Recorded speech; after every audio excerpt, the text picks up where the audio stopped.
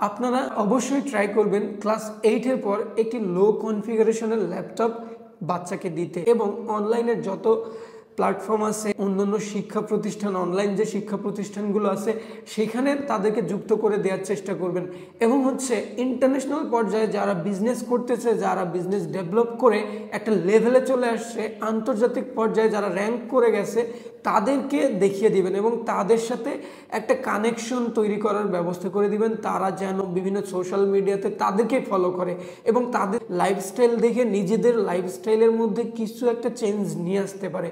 এই জিনিসগুলো বাচ্চাদেরকে শিখিয়ে দিতে হবে এবং এআই, আর্টিফিশিয়াল ইন্টেলিজেন্সের প্রপার ইউজ কিভাবে করতে হয় সেই বিষয়টি বাচ্চাদেরকে শিখিয়ে দিতে হবে। তাহলে বাচ্চারা খুব দ্রুতই ডেভেলপ করতে পারবে, আর যেটি হচ্ছে ওই বাচ্চার ফিউচারে অনেক ভালো ইফেক্ট ফেলবে, যার জন্য ওই বাচ্চাটি ফিউচারে যত দ্রুতই পৃথিবী এগিয়ে যাক না কেন সহজেই সেই ইরার সাথে অ্যাডাপ্ট করে নেবে। এই স্মার্ট যুগে যদি একটি বাচ্চাকে ল্যাপটপ না দেন তাহলে ওই বাচ্চাটি পৃথিবীতে কি ঘটতেছে কিছুই জানবে না। বাচ্চাকে প্রাতিষ্ঠানিক শিক্ষার পাশাপাশি অনলাইনে বিভিন্ন ধরনের প্রতিষ্ঠান পাওয়া যাচ্ছে, অনলাইনে বিভিন্ন ধরনের লার্নিং ইনস্টিটিউট, ই লার্নিং সিস্টেমে অনেক ধরনের ইনস্টিটিউট তৈরি হচ্ছে বর্তমান। ইন্টারন্যাশনাল পর্যায়ে অনেক ইংলিশ মিডিয়ামের স্কুল পাবে বাচ্চারা, সেখান থেকে তারা যদি কিছু শিখতে পারে সেই বিষয়গুলো ইন ফিউচার তাদের লাইফে অনেক বেশি ইফেক্ট ফেলবে, যেটি হচ্ছে ওই বাচ্চাটিকে নতুন যুগের সাথে, নতুন ইরার সাথে অ্যাডাপ্ট করতে সহযোগিতা করবে।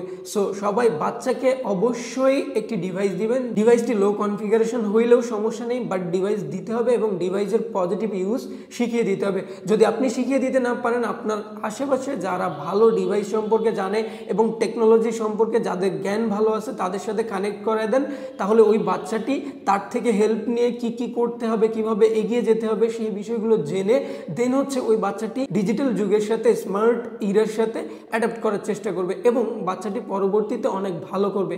এই আশা রেখে আমি আজকের এই ভিডিওটি শেষ করতেছি। সবাই ভালো থাকবেন, সুস্থ থাকবেন, দেখা হবে অন্য কোনো ভিডিওতে। আল্লাহ হাফেজ।